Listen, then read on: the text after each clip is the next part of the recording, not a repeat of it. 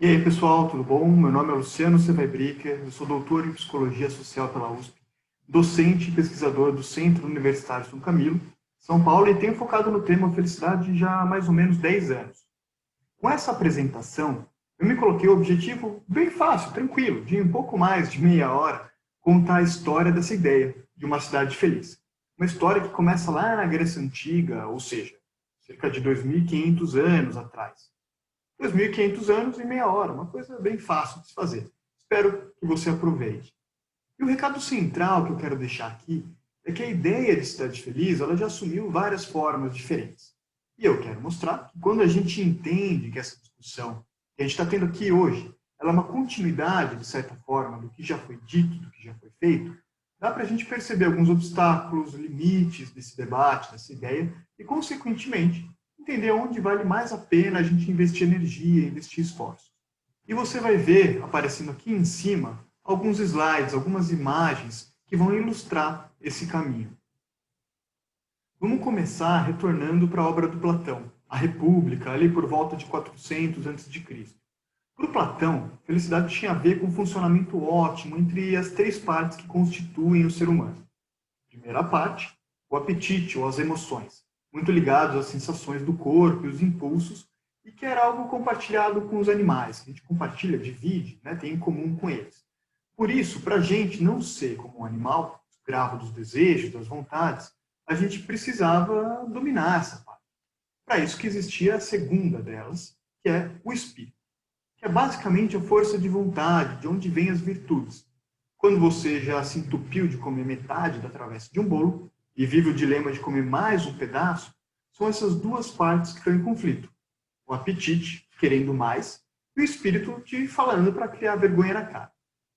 Mas, além dessas duas partes, tem uma terceira, que é a alma, ligada à razão e o contato com a verdade do mundo. Essa parte, a alma, por sua vez, ela é compartilhada com os deuses, que são 100% almas, têm contato 100% com a verdade. E quanto mais a gente exercitar a razão e silenciar as emoções, a gente consegue se aproximar cada vez mais da verdade e ser um pouco mais como os deuses. Não é à toa que o Platão escreveu a famosa frase: o corpo é o túmulo da alma. Justamente porque o corpo e as sensações, emoções, atrapalhariam o pleno exercício da razão. Quanto menos oscilações e mais razão, mais próximo da verdade. E a felicidade, para ele, era essa vida vivida em contato com a verdade, guiada pela razão. Não que fosse fácil viver essa vida. Na verdade, ela era tão difícil e tão para poucos, que para Platão só o mestre dele, Sócrates, que tinha sido verdadeiramente feliz. E com o Sócrates, a gente tem nossa ponte para a ideia de uma cidade feliz para Platão. Por um motivo trágico, na verdade. A democracia de Atenas tinha condenado o Sócrates a tomar cicuta, um veneno. Ou seja, ele tinha sido condenado à morte. O Platão estava traumatizado com aquilo que uma democracia, que a voz do povo podia produzir, e definitivamente isso não fazia parte da ideia de uma cidade feliz para ele. Porque, afinal, as pessoas tinham decidido por matar a única pessoa que ele entendia que era feliz. Transpondo essa ideia da felicidade para a cidade, o Platão entendia que, da mesma forma que o ser humano tinha uma hierarquia entre suas partes, a mesma coisa valia para a cidade. Uma cidade precisa de pessoas que trabalham, que no caso da Grécia Antiga era um trabalho bem operacional, de produção de bens. O trabalho seria o correlato dos apetites, ou os trabalhadores representariam os apetites da cidade, o desejo por riqueza, por comida e afins. Mas a cidade também precisava de pessoas que intimidassem os primeiros a não agir somente movidos pelos seus desejos. A cidade precisava de pessoas que protegessem ela. Né? Não adianta ter uma cidade feliz seja invadida por bárbaros, saqueiem tudo, matem todo mundo. Esses que vão proteger a cidade são aqueles que têm um espírito cultivado, virtudes, para enfrentar o perigo e entrar em guerra se for necessário. E, por fim, a terceira e mais altiva parte da cidade tem a ver com quem vai governar ela. Alguém que articule todas essas diferentes necessidades da cidade e tome a melhor decisão possível. E certamente essa não é uma pessoa movida pelos desejos. Também não é uma pessoa virtuosa, porque não basta a virtude para um bom governante. Ele é honesto, mas estúpido. Não parece ser uma boa descrição de um governante. O melhor, portanto, é o governante que desenvolveu a sua alma, a sua razão, e que está mais próximo da verdade. O governante seria um tipo de um filósofo rei. Coincidentemente, seria também uma pessoa feliz, ou mais próxima da felicidade. O Platão não achava que a democracia tinha qualquer coisa a ver com a felicidade, ela era oposta. Liberdade para as pessoas opinarem só poderia dar errado para ele. Uma opinião ruim sendo jogada aos ventos. Isso nunca poderia levar a uma decisão justa, como foi o caso da condenação do Sócrates. Era muito melhor dar o poder na mão de uma pessoa que soubesse a verdade, do governante, filósofo. Está aí, né, nosso primeiro exemplo, nosso primeiro modelo de uma cidade feliz, que seria, no fundo, uma cidade governada por uma pessoa feliz. Avessa à democracia, à liberdade, determinista na função das pessoas dentro da cidade, xenófoba com aqueles que não eram cidadãos da polis. Não parece lá muito aquilo que a gente discute hoje em dia, mas notem, super importante, é uma visão fundada, baseada na ideia de felicidade. Algumas centenas de anos depois, a ideia de felicidade mudou bastante. A palavra utilizada não era mais o grego eudaimonia, nem o latim felicitas, mas a palavra também latina, beatitude. Eudaimonia não era uma boa palavra em meio à emergência da religião cristã em Roma, já que ela literalmente significava o bom demônio. Demônio para os gregos era uma palavra neutra, mas para os romanos cristãos tinha um sentido muito negativo. Felicitas também não era muito adequada, porque ela tinha uma relação muito próxima à fertilidade, às satisfações terrenas, do corpo, dos desejos. Já a beatitude, derivado do verbo beo, que significa completo, acabou por traduzir bem esse ideal da vida cristã. Beatitude é a completude, é a vida completa. Mas tem uma pegadinha aí. Nesse mundo, pagando os pecados de Adão e Eva, a gente está lascado, basicamente. Vai faltar muita coisa. Agora, na presença de Deus, dá para alcançar essa beatitude, essa vida completa. Mas a pegadinha é que só se está com Deus, de fato, depois que a gente morre. Ou seja, a vida completa, a vida beata, é o pós-vida. Mas isso não impediu o Santo Agostinho, o principal filósofo cristão, de discorrer sobre essa cidade divina na qual se é feliz, que ele vai chamar de cidade de Deus. O Santo Agostinho apresenta, portanto, uma ideia, uma imagem ideal e impossível da cidade. Afinal, era ao mesmo tempo um lembrete de que não dava para ser feliz em vida, que a gente tinha mais é que sofrer aqui pagando o pecado original. Mas é importante notar que quando se fala em cidade de Deus, quando o Santo Agostinho fala de cidade de Deus, ele dava algumas pistas de como a gente poderia ou deveria viver aqui na Terra. O que o Santo Agostinho acabava sugerindo, então, é que, em primeiro lugar, a religião ela era fundamental, e sem ela a gente estaria mais perdido do que a gente já estava normalmente. Segundo, não adiantava nem tentar mudar isso, porque só Deus tinha a capacidade de criar, de dar, de proporcionar coisas para as pessoas. E, por fim, em terceiro lugar, o melhor que a gente poderia fazer em vida era amar todas as coisas. Não porque você precisa começar a gostar, a amar aquela pessoa que você odeia, mas porque aquela pessoa e todas as coisas ao seu redor contêm Deus. Elas são a expressão de Deus. Então era amando, portanto, que a gente estaria mais próximo da cidade de Deus. Mas ela ainda era impossível em vida. Esse ideal proposto pelo Santo Agostinho pode ser chamado também de uma utopia, que curiosamente foi uma palavra grega utilizada e disseminada pelo Thomas More, por volta dos anos 1500. E essa palavra, o que ela representa, são pontos importantes para a gente, porque ela em si representa a ideia de uma cidade feliz. Primeira coisa, o Thomas More ele estava apresentando, tal qual o Santo Agostinho, uma ideia de uma cidade ideal. O livro dele, chamado Um Pequeno Livro Verdadeiramente Dourado, não menos salutar do que festivo, do melhor estado de uma república e da nova ilha utopia, ou só utopia mesmo para os íntimos, era uma crítica mais ou menos velada à Inglaterra. Na medida em que o personagem, explorador português Rafael Itlodeu narra a visita à utopia, o Thomas More estava dando um jeito de cutucar o que ele não curtia na Inglaterra. Segunda coisa importante, chamar de utopia era muito preciso para o interesse do autor. A palavra é a junção de duas outras, topos, que significa lugar, e u, geralmente utilizada como negação. Ou seja, utopia seria o não lugar. Mas esse U também era utilizado na Grécia Antiga como uma contração, como uma abreviação da palavra eu, que significa bom, que é o mesmo eu da palavra eudaimonia que o Platão e o Aristóteles utilizavam. Do mesmo jeito que às vezes a gente fala pra, ao invés de para, os gregos falavam u ao invés de eu. Uma observação importante, ignorem completamente a minha pronúncia do grego e do latim. Terceiro ponto importante. Então, quando o Thomas Moros fala de utopia, ele está falando do não lugar, que é também o bom lugar. Ele está falando de uma imagem da felicidade que não existe no presente, mas existe como um projeto, como um guia, uma referência de projeto de cidade. Só que, por curiosidade, um dos aspectos que ele defende no livro, que era típico de utopia, era a comunhão de bens. Não existia propriedade privada. As pessoas não tomavam ou roubavam uma das outras. E todos participavam democraticamente das decisões políticas. Vale reparar que esse projeto de cidade feliz, do Thomas Moros, era bem diferente do projeto platônico. Afinal, tinha uma confiança nas pessoas em geral e era também bem diferente do projeto do Santo Agostinho, já que era um projeto possível em vida. Não da vida do Thomas Moros, que foi executado pelas ideias que ele tinha e deixaram o rei da Inglaterra bem irritado. Essa postura mais otimista com a comunidade, mais pé no chão, era compartilhada por várias pessoas na época do Thomas Moros.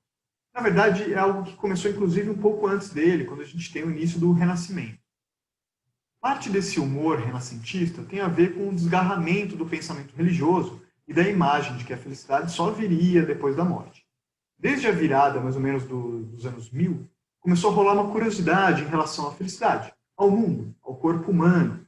Começaram as grandes navegações, investigações médicas, biológicas importantes, e, dentre outras coisas, essa curiosidade nos rendeu às grandes obras da arte renascentista. Para esse momento, a palavra felicitas, que eu mencionei que tinha sido deixada de lado em prol de beatitudo, ela emerge como principal referência. O caráter terreno, sensorial de Felicitas era fundamental para marcar essa oposição que eles queriam com o ideal religioso. Diferente do que o Santo Agostinho defendeu, de que o ser humano não deveria tentar transformar o mundo ou a si mesmo, as pessoas passaram a tomar o mundo como um projeto possível de ser sonhado. E esse é um dos aspectos que marcam a diferença entre a cidade de Deus e a utopia, do Thomas Moros. O segundo serve como um guia mais claro sobre como as pessoas devem agir e o que devem esperar da cidade. Inclusive, a expressão felicidade pública, ela vira uma outra forma de se referir a esse projeto. Ela passa a aparecer escrita em algumas moedas, em livros e em obras de arte, como o quadro do Horácio de Micheleschi, A Felicidade Pública Triunfa sobre os Perigos. Uma curiosidade dessa época é que o rompimento com a ideia de que a gente está vivo para pagar o pecado original, ou seja, que a gente está aqui para sofrer, levou o sorriso a começar a ser parte dos objetos de arte, como no retrato de um homem sorrindo, do Antonello de Messina, e na Mona Lisa, do Da Vinci. Pois bem, no Renascimento, a ideia de uma cidade feliz se torna uma meta. O que faltava, no caso, era uma clareza sobre como concretizar essa ideia. Platão fracassou, Santo Agostinho fracassou, outros filósofos tentaram, mas também não davam um caminho muito claro. O que era de fato uma cidade feliz? Como transformar uma cidade em uma cidade feliz? Esse problema ele era decorrente principalmente da pluralidade de definições de felicidade e da subjetividade desse conceito. Mas eis que a ciência ela começava a ganhar forma e ia formalizando essa curiosidade renascentista em um processo bem delimitado. E o mundo começava a ser desvendado através desse método. E se dava para prever fenômenos naturais com grande precisão, como a teoria heliocêntrica e a mecânica celeste, porque não dava para desvendar a felicidade. Por que não desvendar a felicidade tal qual a gravidade foi desvendada? A poesia do William Wordsworth deixa claro o tom desse momento. Não em utopias, terras subterrâneas, ou uma ilha secreta que o céu conhece, mas nesse próprio mundo que é o mundo de todos nós, o lugar onde, no fim das contas, vamos encontrar a felicidade ou então não encontraremos nada. Provavelmente, o Jeremy Bentham, que é um importante filósofo e jurista ali pelos 1700, tenha sido o primeiro a aplicar esse método científico na felicidade. Para ele, felicidade era aquilo que guiava todas as pessoas e poderia ser definida como a somatória dos prazeres menos a somatória dos sofrimentos. Uma equação simples. Prazer, soma, sofrimento, soma e faz uma subtração. Se você tem mais prazer que sofrimento, você é feliz. Simples assim. E era tão simples que não parecia muito difícil de operacionalizar em direção àquilo que ele realmente queria, que era uma cidade feliz, ou como ele se referiu, transformar a cidade em uma fábrica da felicidade. Já que felicidade é aquilo que guia todo mundo, era um dever ético dos governos potencializar a felicidade da melhor maneira que conseguissem, de preferência usando a ciência. O projeto de cidade feliz do Bentham já era muito diferente do Platão.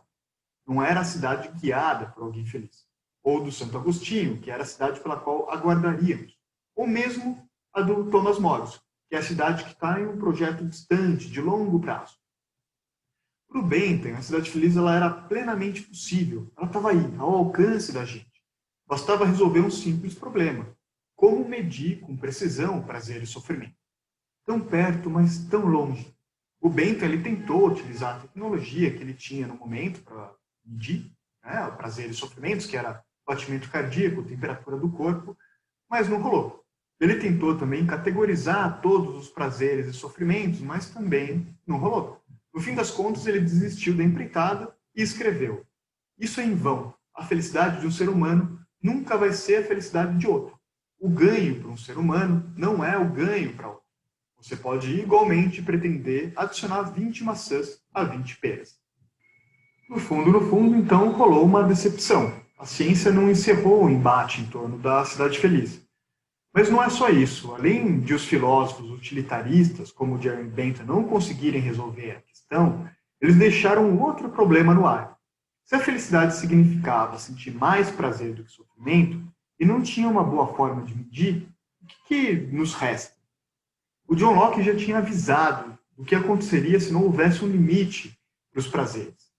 Ele escreveu: "Se não houver nenhuma perspectiva para depois da morte, a inferência é certamente correta. Vamos comer e beber e desfrutar dos prazeres porque amanhã estaremos mortos." Se não há um limite externo, como a perspectiva de um reino de Deus, que me obriga a me comportar, se for só essa vida mesmo, por que alguém não se jogaria em busca de prazeres sem fim? E foi isso justamente que fizeram alguns filósofos, provocadores, bon vivants, sendo os mais famosos deles o Julian Onfray de la Mettrie e o Marquês de Sade. Tanto o de la Mettrie quanto o Marquês de Sade valorizavam os prazeres. Eles entendiam que a felicidade era o resultado de muito prazer. E tinha uma lógica no que o de la Mettrie e o Sade estavam defendendo. Por que não levar a felicidade dos prazeres ao extremo? Se não dá para comparar entre pessoas, se só resta aquilo que o próprio corpo indica, vou buscar o máximo de prazer que eu sinto. Mas, obviamente, que essa postura era conflituosa, principalmente na dimensão social e política.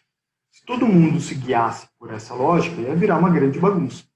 Algum tipo de consideração precisava ser feita. Mas qual consideração? Eis o grande problema.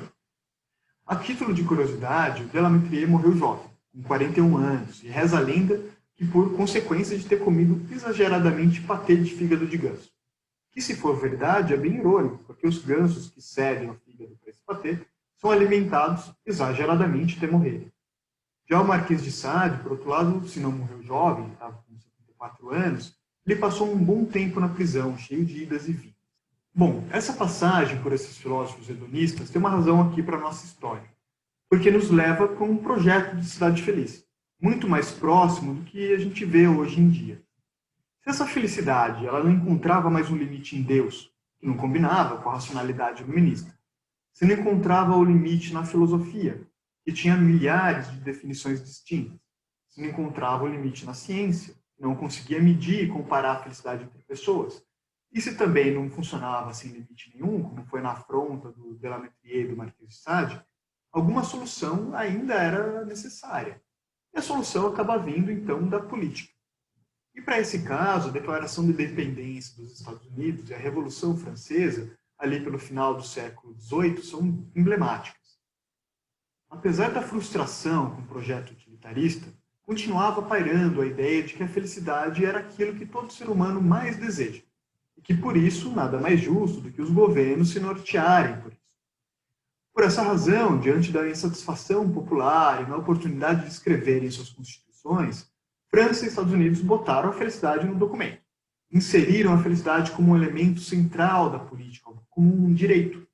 Alguém poderia, na verdade, protestar e dizer que isso não é uma definição de felicidade.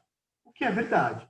Mas a partir do momento que o governo diz que toma para si o projeto de cuidar da felicidade das pessoas, automaticamente se constrói a ideia de que aquilo que é incentivado pelo governo é felicidade.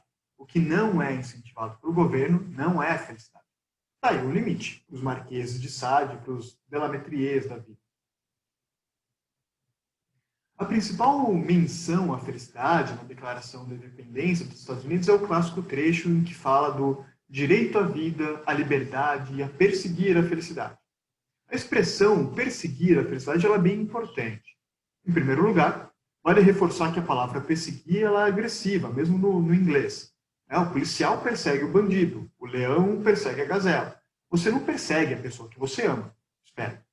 O perseguir reforça o desejo de dominar os segredos mais profundos da felicidade.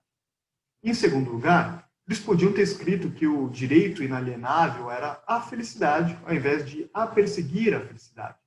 Mas caso assim fosse, eles estariam lascados, porque eles vão ter que garantir a felicidade dos Marqueses de Sade, dos Delametrier, Estados Unidos afora. Mas eles não queriam promover uma felicidade que não fosse considerada virtuosa, que fosse disruptiva para a vida em sociedade. Em terceiro lugar, os pais fundadores podiam não ter escrito nada sobre a felicidade, deixar lá só direito à vida e à liberdade. Mas daí eles iam perder a chance de indicar que o objetivo do governo deveria estar em sintonia com o objetivo do indivíduo, o objetivo de todos os seres humanos, que era a felicidade. Não trata só de respeitar a individualidade e proteger a vida, mas de garantir que a vida seja vivida da melhor maneira possível, de que a vida livre vale a pena se viver, de que cada um possa perseguir a sua gazela metafórica. Perseguir, então, seria um direito, não que todo mundo conseguiria concretizar o objetivo da perseguição, e nem todo mundo receberia apoio nessa perseguição. Pelo contrário, alguns iam ser constrangidos. Já na Revolução Francesa, tem uma base filosófica bem diferente da Declaração da Independência dos Estados Unidos. Muito menos utilitarista e individualista, e bem mais aristotélica e coletivista. O Lequino, que foi um importante mobilizador da Revolução Francesa, ele escreveu: felicidade não consiste nos prazeres pessoais. Só em sociedade pode o ser humano ser verdadeiramente feliz. Então, mesmo cindida do utilitarismo, a felicidade defendida pelo Lequino é a finalidade do governo que emerge com a Revolução Francesa. No preâmbulo da declaração, que foi redigida em 1789, está lá: a felicidade de todos. E na Constituição de 1793, o objetivo da sociedade é a felicidade comum. Os governos, o americano e o francês, no caso, eles iam garantir, pois está na Constituição, que os cidadãos se aproximariam cada vez mais da felicidade. É para isso que existe um governo. A gente tem aí um novo projeto de cidade feliz, em que o governo se envolve diretamente, não na aplicação, como no caso do utilitarismo, não na sabedoria de quem conduz, como no caso da República do Platão, mas delimitando o que é e o que não é felicidade. Felicidade como um direito. Mas a falta de um conceito claro dessa felicidade gerou uma decepção. Era muita promessa de felicidade para pouca mudança prática na vida das pessoas. As cidades cresciam, novas invenções, a ciência bombando, mas as pessoas continuavam longe da felicidade. Elas não se sentiam felizes, ou pelo menos mais felizes. Faltava algo. Essa decepção, inclusive, fomentou o movimento artístico, filosófico do romantismo, notadamente pessimista, afeitos às profundezas das emoções humanas. No fim das contas, a palavra felicidade acabou ficando meio deixada de lado na política, que viu a economia fazer uma extrapolação grosseira desse ideal, virando a ideia de que quanto mais consumo houver, maior a felicidade. Que era uma ideia muito mais tangível do que a ideia anterior. Ela também foi deixada de lado no circuito científico-filosófico. Se não tinham chegado em um consenso até aquele momento da história, era melhor mesmo abandonar a ideia de desvendar o segredo da felicidade. Nesse sentido, a felicidade acabou se tornando um tema mais pertencente ao senso comum, à conversa das pessoas em geral, no dia a dia, do que um objeto de reflexão de pensadores. Não que nada tenha sido dito sobre ela, mas em geral não era nada de especialmente novo. Agora a gente avança no tempo para os anos 60, 70 e 80, o momento em que a felicidade começa a ser resgatada dentro da academia e um novo projeto de cidade feliz começa a ser desenhado. A Afinal de contas, o projeto de cidade feliz vigente era a raspa do tacho. Na falta de opção, o que vigorava era a ideia orientada pelos economistas, a que o Robert Kennedy, em 68, explicou. O nosso PIB inclui também a poluição do ar, a publicidade para os cigarros e as corridas das ambulâncias que recolhem os feridos nas estradas. Inclui a destruição das nossas florestas e a destruição da natureza. Inclui o napalm no Vietnã e o custo do armazenamento dos resíduos radioativos. Ele calcula tudo, exceto aquilo que faz com que a vida valha a pena ser vivida. E ainda bem, algumas circunstâncias ajudaram a gente a sair desse buraco do PIB como ideal de felicidade e começar a construir um novo projeto de cidade feliz. Vou citar aqui 4 dessas circunstâncias. Primeiro, a estatística agora era infinitamente mais avançada do que nas décadas anteriores. Ela era um misto de computação com matemática e dava para fazer análises considerando um número muito maior de variáveis. Segundo, a indústria nos Estados Unidos estava em crise, estava enfrentando um aumento vertiginoso do adoecimento mental dos trabalhadores e diminuição do engajamento do trabalho. E os líderes das empresas, os donos das empresas, na busca de algo que ajudasse a produtividade a aumentar, encontraram no tema da felicidade uma saída, que passou a ser tratada, investigada junto com o tema da motivação. Em terceiro lugar, além dos trabalhadores, a indústria tinha também um interesse crescente na felicidade dos consumidores. A publicidade passou a associar a felicidade aos seus produtos e as pesquisas começaram a buscar desvendar os mecanismos da felicidade para que ela fosse de fato produzida. Não à toa, o Prozac ficou conhecido como pílula da felicidade. E quarto, por fim, a ciência estava muito mais instrumentalizada do que, digamos, na época do Bentham. Se o Bentham tinha o estetoscópio e o termômetro, pela década de 80 já era possível trabalhar, pesquisar com encefalografia e ressonância magnética. Tudo isso fez com que a esperança na felicidade fosse resgatada. Em 1972, por exemplo, o Skinner, psicólogo importantíssimo para a psicologia comportamental, escreveu: "O único fato que eu poderia anunciar a plenos pulmões é que a boa vida espera a vocês, aqui e agora. Não depende de mudança de governo, das maquinações do mundo da política.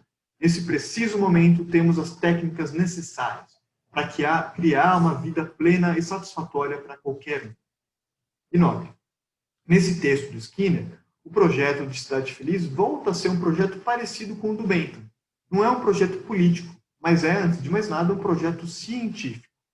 Daí em diante, a gente tem uma crescente das pesquisas sobre felicidade, e principalmente após a institucionalização da psicologia positiva em 1999, que levou a uma explosão de números de revistas científicas, congressos e livros sobre o assunto.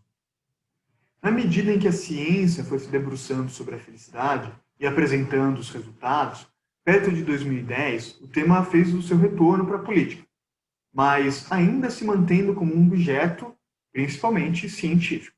Por exemplo, em 2005, começaram pesquisas em larga escala da Gallup, com perguntas sobre felicidade baseadas na psicologia positiva e comparava dados de mais de 160 países.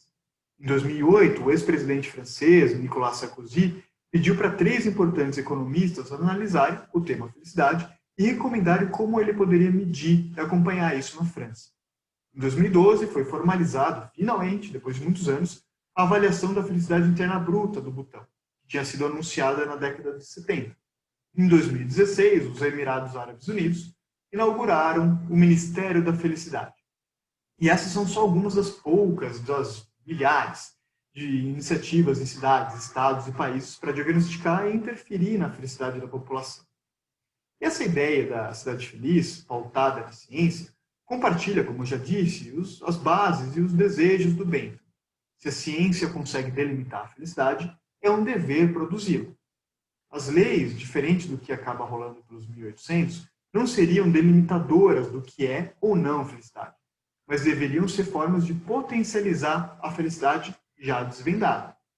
É uma cidade feliz técnica, tal qual o Platão almejava, com a diferença de que o conhecimento, a felicidade, não ficava restrito ao filósofo rei, mas aos cientistas conselheiros, digamos assim. E em nada remete à cidade impossível do Santo Agostinho, mas ao possível, ao próximo, mais para uma utopia, embora a esperança de que se concretize nunca tenha sido tão grande como hoje. A sensação é que a gente nunca esteve tão próximo de desvendar a felicidade. Afinal, se a gente já mandou um veículo para Marte, se o ser humano já caminhou na Lua, se um paraplégico deu pontapé inicial da Copa do Mundo no Brasil, por que não descobriríamos os segredos da felicidade? Essa é uma pergunta muito importante e o impulso, em geral, é concordar com ela. Mas, olhando para essa história, eu gostaria de fazer algumas ressalvas em relação a esse projeto da Cidade Feliz, que a gente está engendrado aqui hoje discutindo. E ressalvas que são fundamentais para a gente aprimorar esse projeto. Uma primeira coisa, a definição de felicidade ela continua muito problemática. Mesmo com a ciência a todo vapor, a definição ainda encontra muitos problemas. Por exemplo, nesse percurso, a gente teve uma série de palavras diferentes, utilizadas em diferentes locais, com sentidos diferentes. Eudaimonia, felicitas, beatitudo, happiness, bonaire e por aí vai.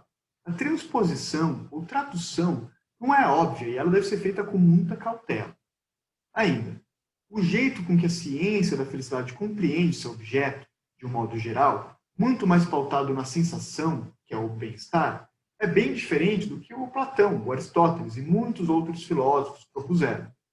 Ou seja, a felicidade, a ideia de felicidade, ela se transforma. Ela é percebida de formas muito diferentes ao longo do tempo, entre pessoas e por aí vai. Segunda coisa, será que esse conceito de felicidade é tão abrangente quanto a gente considera? Como seria avaliar a felicidade conforme é usualmente considerada nas pesquisas da Gallup ou nos instrumentos de bem-estar subjetivo em uma comunidade indígena em Biá-Guarani, onde a ideia de indivíduo, tempo, território e corpo são consideravelmente diferentes daquelas concebidas pela psicologia positiva? Eles ficariam de fora? Não importa a felicidade deles? Isso não se restringe aos Mpiá-Guarani. São vários os grupos que escapam dessa visão. Os habitantes das montanhas de Gama, na Etiópia, jovens membros da milícia em Guiné-Bissau, os Maori da Nova Zelândia, e por aí vai. Como aponta o Derek Bock, que é um importante pesquisador sobre essa relação entre felicidade e política, a ideia de que a ciência da felicidade vai responder às difíceis questões da prática política está equivocada. Há um limite no que a ciência da felicidade pode fazer, que é, no fundo, sugerir ações. Oferecer mais uma informação a ser contemplada por tomadores de decisão. Esse limite ocorre porque os atores políticos têm que lidar com questões que escapam ao cálculo da felicidade. Por exemplo, com recursos escassos. Onde eu invisto os primeiros esforços da promoção de felicidade? Numa região hipotética norte ou sul, que tem indicadores de felicidade semelhantes? Quem merece ser feliz primeiro? Ou então, pessoas ricas e infelizes seriam mais merecedoras de esforços públicos do que pobres felizes? Como lidar com a influência da publicidade, dos interesses privados naquilo que as pessoas acham que vai fazê-las mais felizes?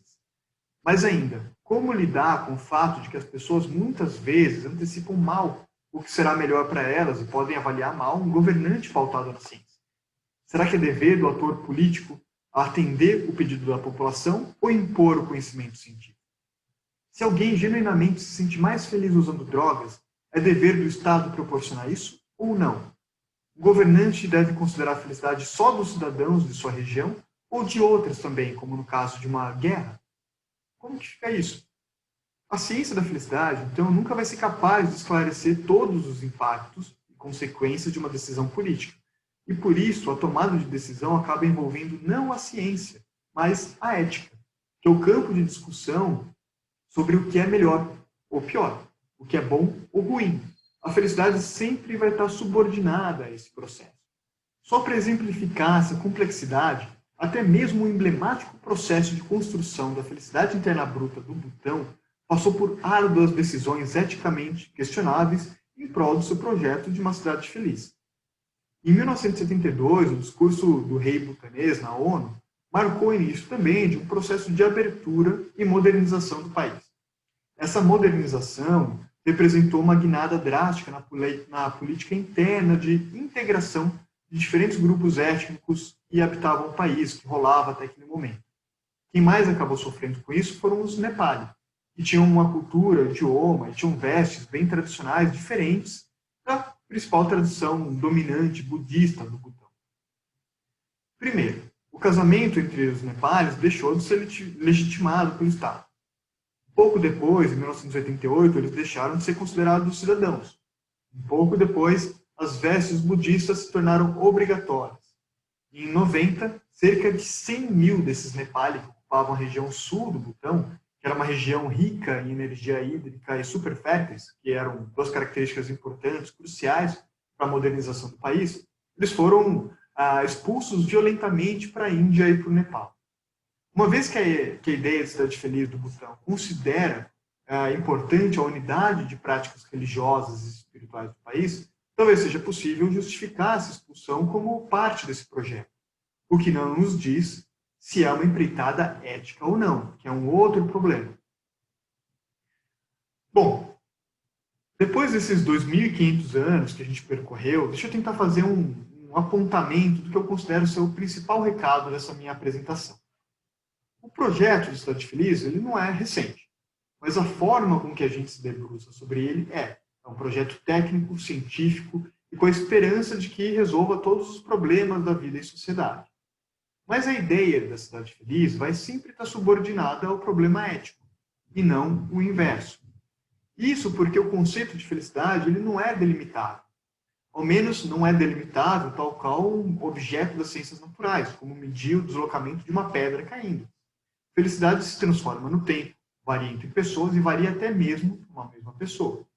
Ou seja, uma referência de felicidade sempre vai representar melhor algumas pessoas e pior outras. Ou até mesmo deixar algumas pessoas de fora desse processo, né? Pessoas não representadas.